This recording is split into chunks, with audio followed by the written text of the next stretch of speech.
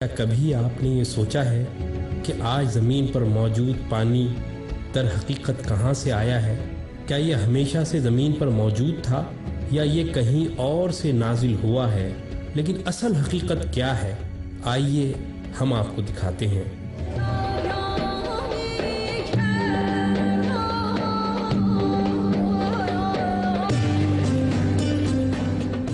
جدید سائنسی تحقیقات کے مطابق آج سے کم و بیش 4 ارب سال قبل زمین آگ کا ایک ایسا گولا تھی جس پر مسلسل پتھروں کی بارش ہوتی رہتی تھی، اور یہ سلسلہ اس وقت بھی جاری رہا جب وہ ٹھنڈی ہو گئی۔ تب پانی سے بھرا ہوا ایک عظیم الشان شہاب ثاقب زمین سے ٹکرایا تھا۔ اس کومٹ پر حیرت انگیز طور پر اتنا ہی پانی تھا جتنی زمین کو ضرورت تھی، اور پھر مزید حیرت کی بات یہ کہ زمین سے اتنی ہی قوت سے ٹکرایا کہ پانی خلا میں بکھرنے کے بجائے زمین پر ٹھہر گیا۔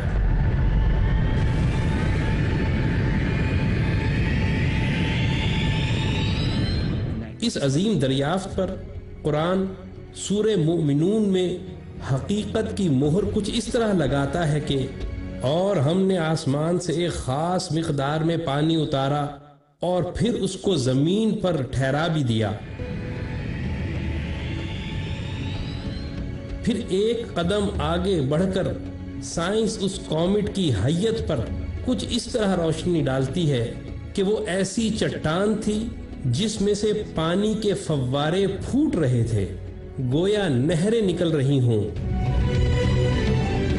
اور وہ ایک خاص نظام کے تحت زمین پر آ گرا۔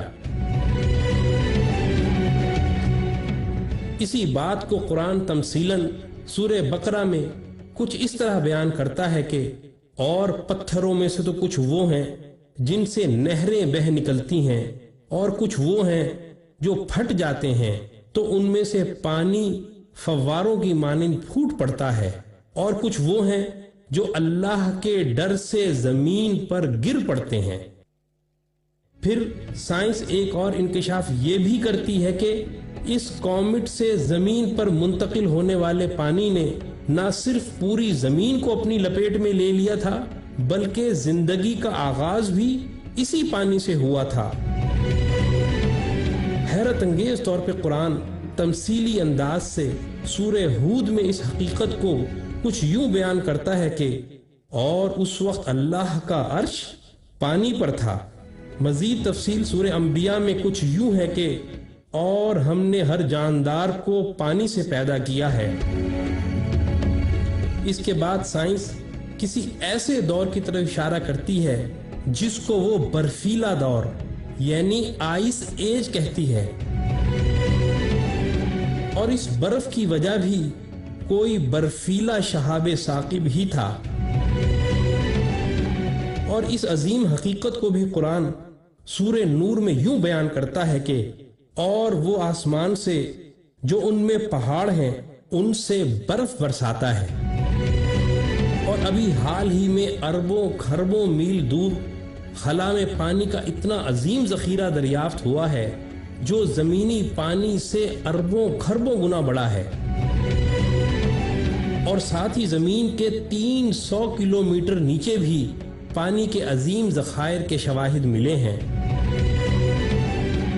اور حیرت انگیز طور پر اس حوالے سے بھی قرآن سورہ طٰہٰ میں کچھ اس طرح اشارہ کرتا ہے اور اسی کا ہے جو آسمانوں میں ہے اور جو زمین میں ہے اور جو ان دونوں کے درمیان ہے اور جو کچھ تحت الثری یعنی گیلی مٹی کے نیچے ہے۔ کوئی بتائے کہ وہ کون سی ٹیکنالوجی تھی اور وہ کون سی سائنس تھی جس کی بنا پر قرآن نے اس وقت انسانیت کو وہ حقائق بتا دیے جن کی تصدیق آج کی سائنس کرتی چلی جا رہی ہے۔ کسی کے پاس کوئی جواب نہیں سوائے اس کے کہ وہ کلمہ پڑھ کر اسلام میں داخل ہو جائے۔